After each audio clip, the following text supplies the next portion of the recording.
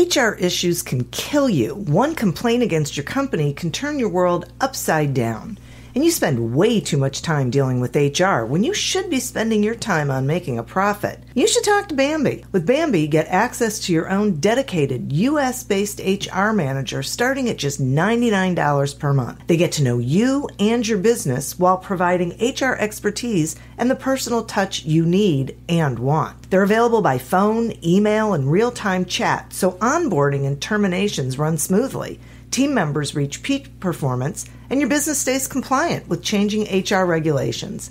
And with Bambi's HR Autopilot, you'll automate important HR practices like setting policies, training, and feedback. HR managers can easily cost $80,000 a year, but Bambi starts at $99 per month.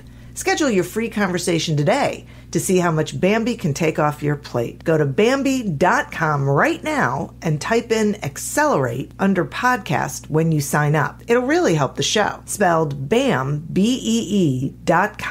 Bambi.com. Type in Accelerate. Welcome to Accelerate Your Business Growth, where we're exploring all sorts of business topics. Experts from around the world join me, your host, Diane Helbig, for a conversation where they share their expertise with all of you. Take what you need when you need it.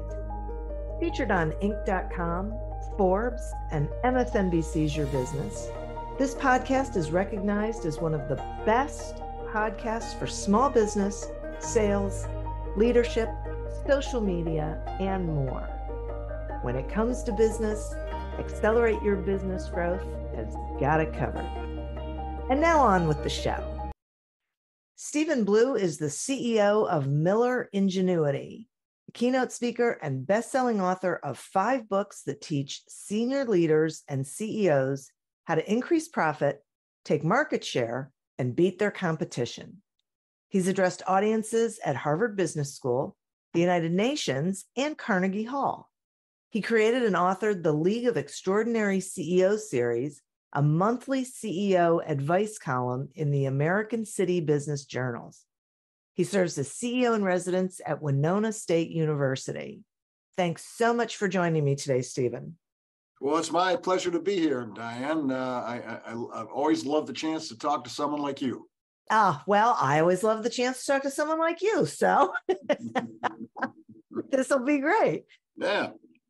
Okay, and I really am so glad that we are talking, because I think the conversation we're about to have is critically important for our listeners. And I want to start by asking you to share with them the first signs that a company is experiencing a silent business killer. And maybe we should start with, what are the silent business killers?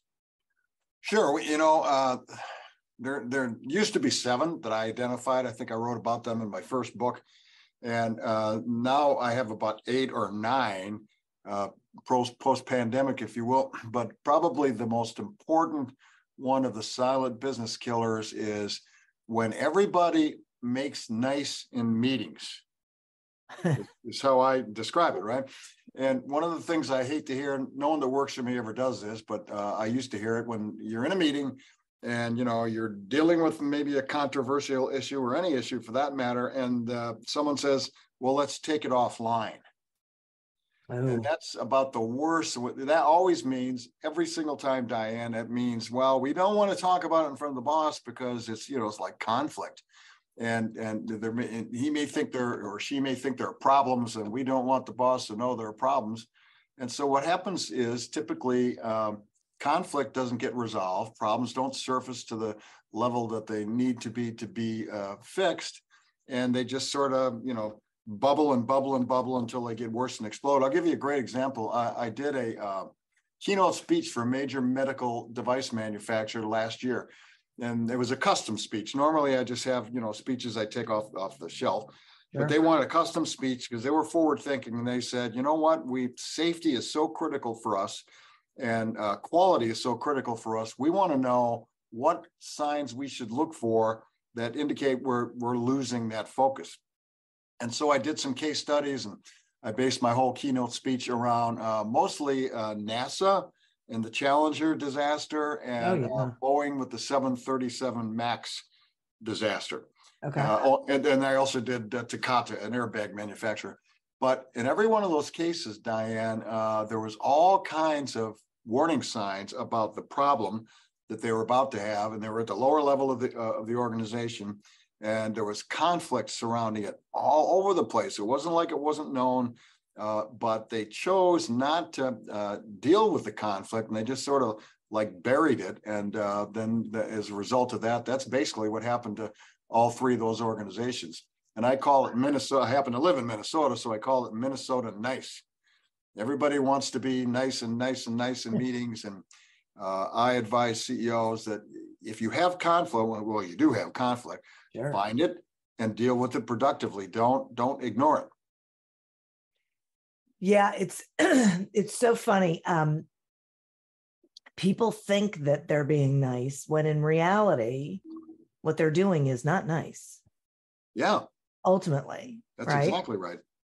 It is not nice, and it does a disservice to the organization. But, sort of people, I don't know, maybe it's just human nature, Diane, human tendency is, we all like to avoid conflict. We don't like conflict. I don't like conflict.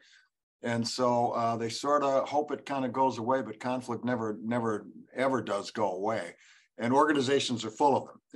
If they're not, there's something wrong, because conflict is how you make all progress in an organization if you productively deal with it.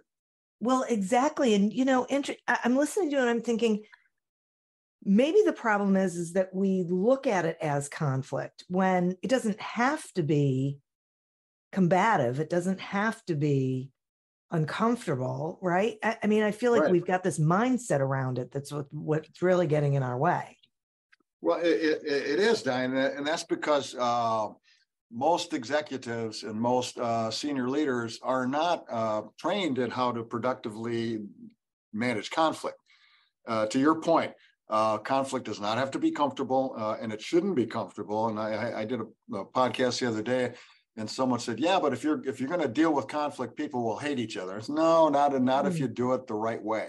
If you give people permission to raise conflicting issues, if you teach people how to productively manage through conflict, it can be a very, very, very powerful weapon. But if you just sort of throw it out in the middle of the conference room, you'll say, "All right, you guys, this is conflict, and I don't like conflict. So you guys," I had a boss once, and he said, "You guys go fix it, and then come back and tell me when you're done."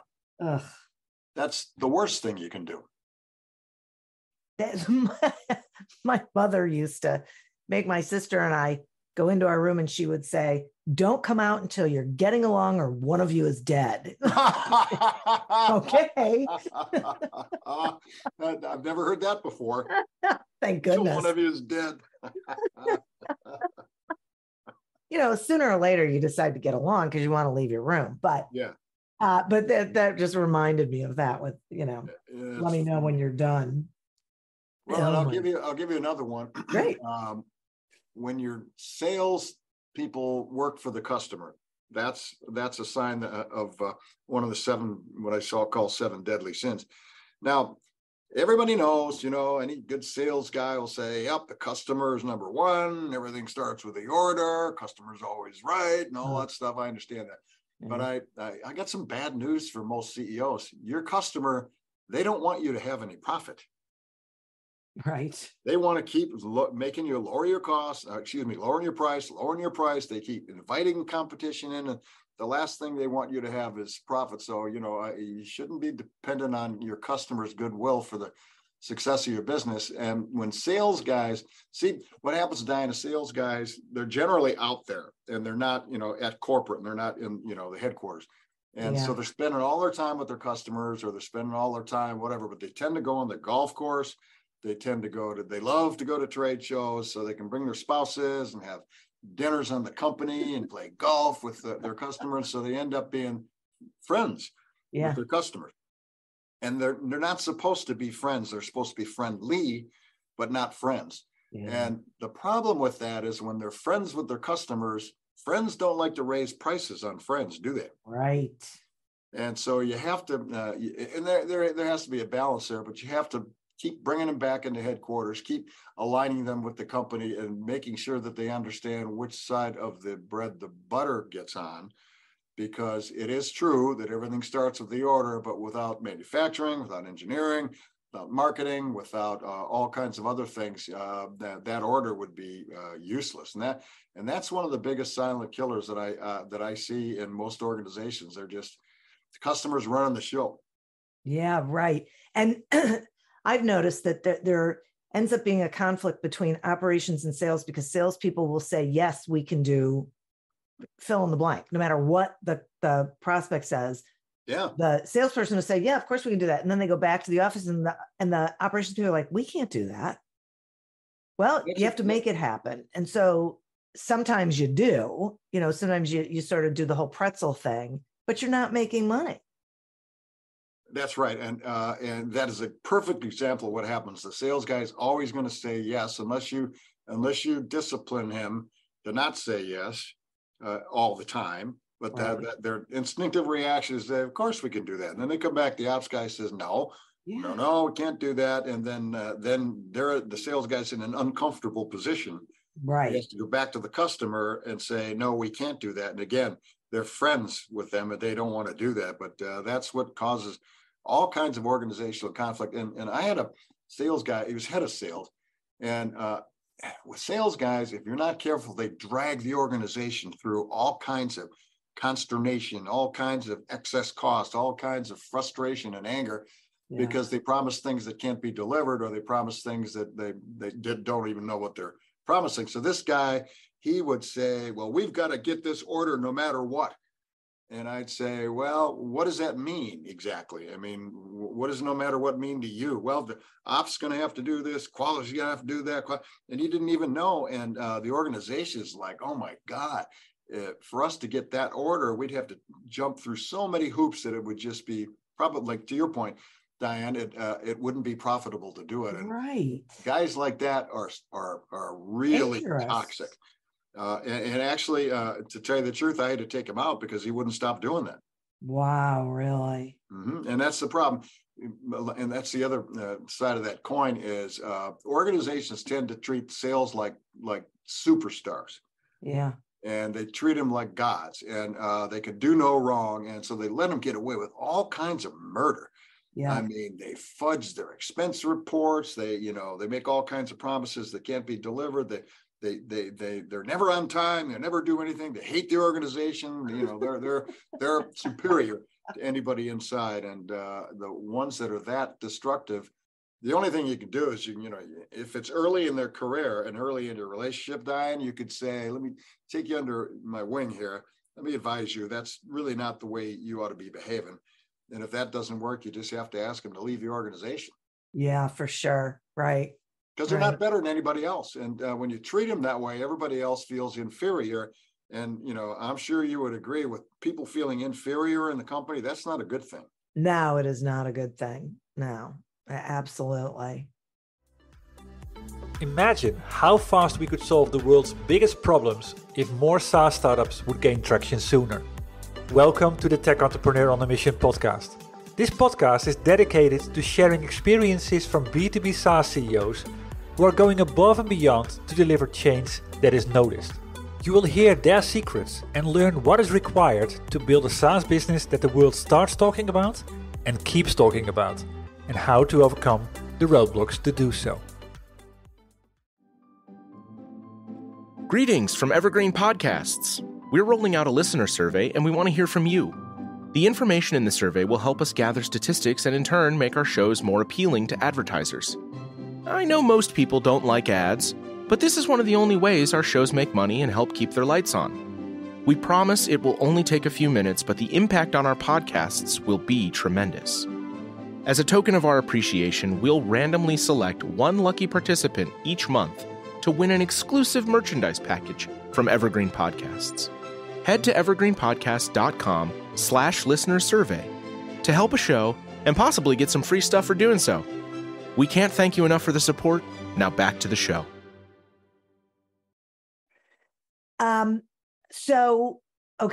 So I believe that's 2 of the silent killers. Yep, there's 7 or 8 of them. let me take you to what is the top of mind for me today and what is the most important one today. Okay, great. Any one of those. Well, let me just digress a little bit. Anytime the organization, the CEO sits back and thinks, I got this CEO thing down, everything's fine, everything's going great. Whenever everything you think is going great in the organization and you don't dig in to find out what's not going great, that's one of the biggest silent business killers. And people want to think everything's going great, right? You know, CEOs want their boards to think everything's going great. They want the shareholders, they don't ever want to admit there's anything going wrong. So they don't go digging for things. And I learned over the years, Diane, that anytime I felt things are going great and I sat back and relaxed, something bad happened. And I didn't know it was going to happen. So now, since I've learned that, whenever I'm actually lately, I've been thinking things have been going great. Whenever I think things are going great, I start digging in to say, okay, what am I not seeing here? What am I missing here? What is the silent business killer that's out there that I haven't yet uncovered or identified? And how do you do that? You just by asking questions. By walking around, getting into the factory, spending time with your sales guys, giving them permission to tell you what is not going well. And most CEOs, I shouldn't say most CEOs, a lot of CEOs don't give people permission to do that. No, they don't. Yeah, you know what I'm talking about. And when you do that, and it only has to happen once, Diane, you only have to tell the boss something that's not going well once, and when he takes a sledgehammer to you, you'll never do it again. Absolutely. You know, you'll just, sort of massage it. And it's like in the 737 MAX disaster, I tell CEOs all the time, the engineers at the bottom of that organization knew that was a disaster in the making. If they extended that platform, while that was cheaper than building a whole new platform, I get that, extending that platform had all kinds of safety risks in it. And they were very clear about that at that level of the organization. But what tends to happen is as the messages go up, they get altered, they get repackaged, they get repurposed in every part of the organization, every level, and every department has their own interests and their own bias, and it's not necessarily evil, but it is self-serving. And so by the time, because I asked CEOs when I did this speech, I said, do you think the CEO of Boeing knew that thing could end in a disaster and said, let's do it anyway? Of course he didn't. No. He was never told that. And so the message starts at the bottom. This is one of the other silent business killers, how messages get altered and repurposed and packaged as they move up the organization. Start at the bottom. It could be a disaster if we do it. We shouldn't do it. Then it goes up a little bit further. It's like, well, engineering is kind of concerned about that, but, they've said they could probably do it, which, by the way, they never said that. And then by the time it gets to the top of the organization, well, there are a few concerns at engineering, but they said it's not a problem. Just give them a little more money, give them a little more time, and they'll be able to solve it. And that's what kills most organizations, and certainly what caused that 737 MAX disaster. This is so unfortunately makes sense. I wish it didn't, but it does. And it's interesting for me because just recently, I am a firm believer that if you're having as a consumer, if you're having a problem with a big organization and you're not getting resolution, go to the CEO, because the CEO has no idea that's going on. That's right. Right. Yep. And I have a friend who's going through something right now with her business with a major corporation. And I said to her, she goes, I'm just thinking I might have to go to the CEO. I said, I don't know what you're waiting for. Just go, because he has no idea this is happening. So they say what happens with the consumer is the consumer hears, oh, these are your values. Great. I'll do business with you. But then they don't experience those values. Right. Okay, but the CEO really thinks that's what's happening. But as you said, the information isn't getting up there that there's a problem that needs to be solved. So no, it's not. And I'll give you a great example of that. It's what I call bumper sticker values. They look good on a boardroom wall. They look good in an annual report. And probably, my favorite example of that is airlines. Airlines, every airline you can name has superb values. We love our passengers. We love our customers. We do anything and all that kind of stuff. And so if that's true, why do flight attendants all the time do galactically stupid things to the customer? Right? And then why does the CEO automatically jump to the defense of the flight attendant before he even knows the facts? Yeah, right. Well, I'll tell you why, because he's looking at his values. United's a great example of this. They go, wow, yeah, we just love, respect our customer. They treat dogs better than they do customers with United. And so he looks in the boardroom wall and said, we treat our customers with, so therefore I know it had to be the customer. It couldn't be my employee. And that happens all the time. I'll give you another example. You remember the Wells Fargo debacle where they... Oh my God. Yeah. Oh, yeah. Yeah. Okay. So they defrauded over 2 million customers made with ghost accounts, right? Yeah. At that time, I don't remember exactly. I could quote it if I had one of my books in front of me, but at that time, one of their values was we treat everyone with the utmost integrity and respect, and we never do anything like Okay, so if that's true, how in the hell could they have defrauded 2 million of their customers? Right. But of course, it wasn't true. No. This is to your point, Diane. The CEO was deluded into thinking that, and I'll bet he had no, of course, now he's not even in banking. I bet he had no idea that was going on at lower levels. But you know what? How it happens? This is another of the silent business killers, when you put profit above all else. Yes. Thank you. Now, we all have to have profit, right? Sure. We're for profit businesses, but when you put it above all else, and the CEO makes that declaration down below in the organization, they don't know what profit no matter what means.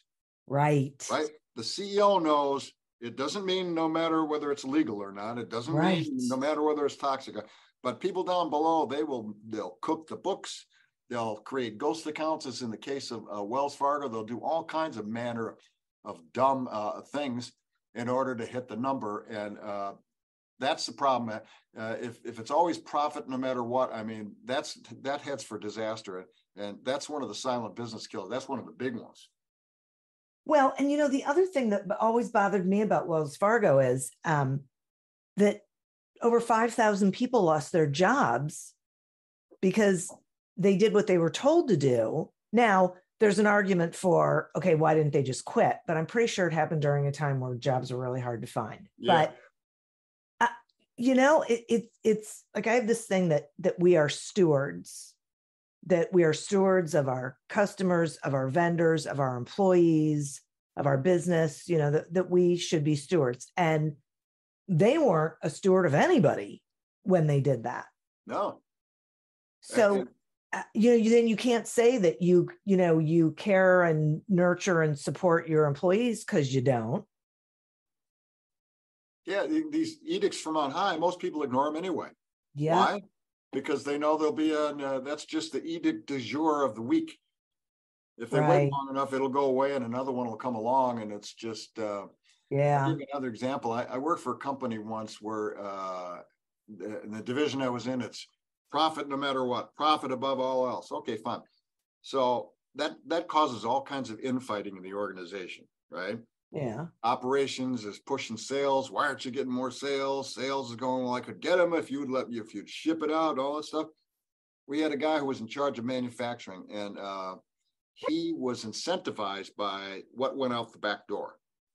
He wasn't incentivized by what profitably went out the back door. He wasn't incentivized by orders, real sales that needed to be shipped. He was incentivized by, so what he would do at the end of the year, so he could make his bonus on like the 28th of December, we were on a calendar year, he'd load up a bunch of trucks with product that hadn't been sold, and he'd have them drive around the city until January 1st.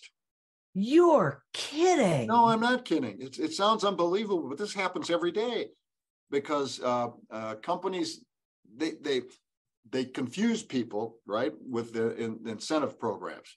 and they cause conflict and interdepartmental infighting because everybody's got conflicting goals, right? Let me give you an example. This may sound dumb, but it's not far from being dumb. Quality guy gets incentivized to make sure nothing ever goes out the back door that has any defects in it at all, right? 0 defects. Manufacturing guy gets paid to ship everything out the back door, defects or not, right? Yeah. And so they're at cross purposes with each other. And what I do in my companies, and this is another silent business killer, when you have too many confusing and conflicting compensation schemes, I have one number that we measure everyone by, and that's called profit. We have a budget for profit, and we either hit it or we don't. And of course, departments have their own goals and so forth, but when everybody's working toward this one goal of profitability, you don't run into all this nonsense of people putting stuff out the back door without an order, or the quality guy wanting to stop every shipment because it might have a defect or two, and it aligns the organization. Absolutely. I completely agree with you. It makes it, everyone's rowing in the same direction. Yeah, and it's every single person, blue collar, white collar, me included. We hit the profit budget. I get my incentive. I don't get it. And everybody knows it. And we put the number, Diane, out there every day when orders come in. Every single employee sees what the orders were for that day. And every month, every single employee sees what the numbers were, whether we hit our profit budget for the month or not. And by the end of the year, there's no guesswork. Right. There's no, does the boss feel like giving me a Christmas bonus today or not? Yeah. Everybody knows, and I hate incentive schemes that are ambiguous and subjective. Definitely. And definitely. I don't know anybody else that doesn't. Right. Well, and it there's always then this weird, like, there's no trust. I worked for a company where I was in sales, and the commission structure was so confounding that you just had to hope that you were getting what you should be getting, because there was it was these weird calculations and no one could figure it out. And so then you sit there and you go, okay, am I really making what I should be making, or what's really happening here? And so then that doesn't help the business either. I know exactly what you're talking about. It's like an algebraic equation. Yes. If this, then that, but this plus that. It's like, yeah. I know exactly what you're talking about, Diane. I've seen so many incentive plans in the sales force. It's like, are you kidding me? Yeah. It's ridiculous. Well, no, but if you can't figure it out, how can you be motivated to make whatever it is? Right. You don't even know what it is. Yep, exactly right. So okay. So if I love these examples, if people are listening to this and they're thinking to themselves, okay, so what do I do to combat this kind of thing? What do you say? That's a really good question, because we've covered a lot of territory, right? Yeah. A lot of things that are wrong in most organizations, but it all comes down to two things, really. The person at the top, if that person wants to have a culture that's productive and enhancing and progressive, he can or she can. If not, he can't. So, this business, I remember the book, it's like, leadership starts at the bottom. That's a bunch of bunk.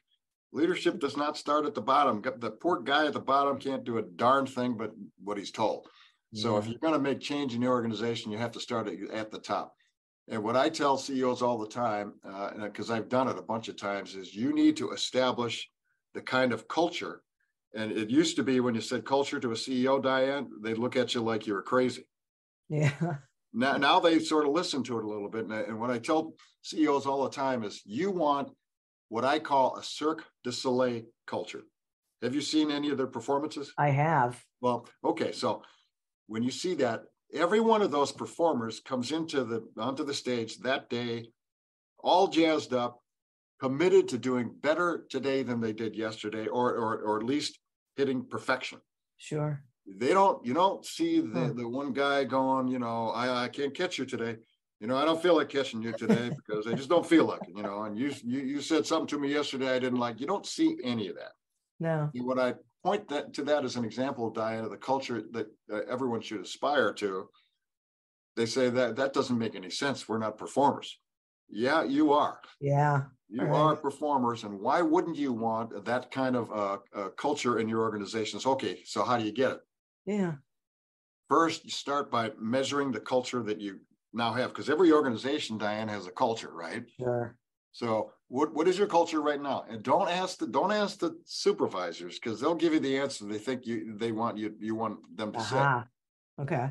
Do an anonymous survey at every level of the organization, and have this professionally designed by an industrial psychologist who specializes in this kind of assessment tool. Okay. Find out what kind of culture you have today. You may like what you see, but I doubt it. Yeah. Chances are when you rip that Band-Aid off, it looks pretty ugly. Okay, fine. That's the first step. As every business leader knows, to improve something, you have to measure it first. So find out what kind of culture you have, and then define. So now you know how much work you have to do, and then you define what kind of culture you want. My organization is going to be different than yours in some respects. Some values are universal, like respect for one another, right? Mm-hmm. Like integrity. Mm-hmm. But there's a core value system of about 5 of them, and then every organization might have different ones. So then once you've got that done, then you tell people, here's what we're going to do. This is the kind of culture that I want in this organization. Here's why I want it. Here's all the good things that'll happen once we have it. And by the way, anybody who sort of doesn't want to come along with the new plan, you're probably going to be looking for another job. Yeah. And then throw everything you got at it. Incentive plans, your hiring practices, your decisions that revolve around termination, your compensation systems, your reward and recognition systems. Once you have that, make sure that you're reinforcing it every which way you can, as opposed to most organizations, which they have conflicting reinforcing signs. And it's no wonder people are confused. Sure. Yeah. Yeah. I love that. And part of what I love most about that is tell them this is where you're going and tell them why. Right. Right. Yep. Because it has to be tethered to something. Otherwise, they're just going to feel like, it's the initiative of the day or the week or whatever. And they're not necessarily going to buy into it because they're not sure it has staying power. That's right. And the other thing you raise a good point, Diane, is most people are confused as to what companies are trying to do. Yep. Because no one ever tells them. Right. And when you bring it down to the level, and by the way, this is a change in culture is a multi-year process. So I advise CEOs, don't try to get this done in the next quarter. Yeah. Because that ain't going to happen. But people are so confused about what a company wants to do and why it wants to do it. And some people would be surprised to know that most of your employees really want to help you. Yep. If you give them the benefit of the doubt and you give them the tools that they need and you communicate with them, treat them with respect, they will help you. And if they won't, by the way, when you had all that, then you got the wrong people. Right. Right. Which is good to know too. Yeah. Yeah. Well, that's a problem. I wrote about this in my first book. There are so many organizations that have toxic employees that they don't deal with them. I'll give you a perfect example. Many years ago, my family and I went to a hotel. I don't remember the name of it. I don't name brands anymore because then I get hate mail. We walked into the lobby and it was a brand new spanking hotel. Marble on the floor, mahogany all over this place, a phenomenal fitness center. And this place was just absolutely stunning. They had to spend $10 million on this hotel if they spent a dime. Wow. In fact, that was the title of my first book, The $10 Million Employee. So we walk in, okay, get checked in, not a big deal, right? And it was later in the night, maybe 10 o'clock. We go upstairs, the kids were young men. They're whining, they're not happy, they're hungry. So I called down to room service and rang and rang and rang and rang. You've been there, right? Oh, yeah. Try to get something done in a hotel at 10 o'clock at night. Yeah. So then I said, okay, my kids are really on me. So I got out of the hotel on the elevator, started to go downstairs. I'd just find somebody. Well, as luck would have it, there was a room service server in the elevator with some trays and food for another room. And I said, wow, this is just my luck. I'm trying to find somebody to get some food. She goes, yeah, fat chance of that. You aren't going to get it for me. Oh my God. Oh yeah. And I'm thinking, this person pretty much wrecked this $10 million investment because I'll never come back to this hotel again. No kidding. Right. So that was just an example of a toxic employee. And the same, so then I go back upstairs and I'm like the CEO dad, right, Diane? I'm supposed to be problem solving, right? Well, I couldn't solve this problem. Okay, fine. Open up the hide-a-bed, no sheets, no pillows, no blankets. Now it's 11 o'clock at night. And I'm thinking, oh man, I'm screwed. There's no way I'm going to get anything. Yeah. But I got to try, right? Because I'm the CEO dad. I got to make things happen. I called downstairs, the front desk, explained my problem. He said, I'll have that taken care of right away.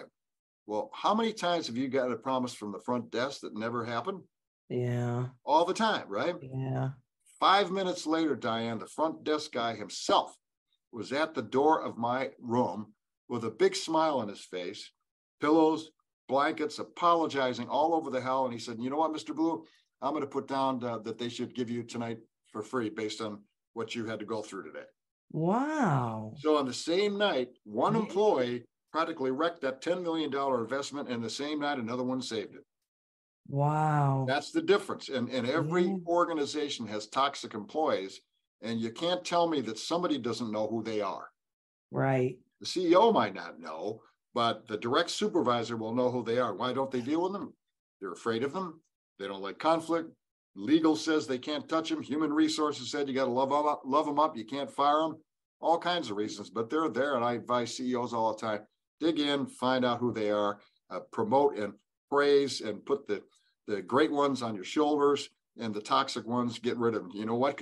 And you won't miss the amount of work that they were doing, because they probably weren't doing very much. And that is the key, because even these days, what I hear from people is, I can't afford to let them go. We're short-staffed as it is. And I always say, you can't afford to keep them. That's exactly right. That is exactly right. Oh, because you're right. They aren't doing much work anyway. And what they're doing mostly is complaining.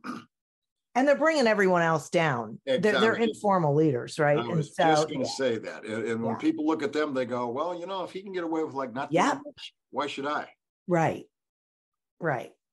And the good people leave because they don't like that they're getting paid the same amount as someone who's making their life miserable. That's exactly right. Yeah. Yeah. There's a lot to it. You know, there's just a lot more to it. Boy, Stephen, I love this conversation and this information. It is so, I knew, it is so critically important for these leaders to hear. So thank you so much for spending this time with me. It's my pleasure. I love the conversation. I love going back and forth with someone like you who really gets it. Oh, thanks. Me too. So will you tell the listeners how they can find you, find your books, all that great stuff? Yeah, the best way, easiest way is with my personal website, which is stephenlblue.com. You'll probably put it in the show notes. Yes. Or in my company website, Miller Ingenuity, and I'm not going to try to spell that. That's okay. It's in the show notes. They can find it, milleringenuity.com. Either one, they're both cross-referenced. Great. Okay. Yes, I will make sure all of that is in the show notes. And as I said, thank you so much. I appreciate it. I think it is critically important, timely, all of those things. So, so great. Thank you. And listeners, thank you. You are who we're doing this for. Thank you for tuning in to this episode of Accelerate Your Business Growth, a production of Evergreen Podcasts. Discover more episodes of this podcast and explore others at evergreenpodcast.com. As always, continue to prosper and be curious. And if you're looking to get your sales strategy headed in the right direction, pick up a copy of Succeed Without Selling on Amazon or wherever books are sold.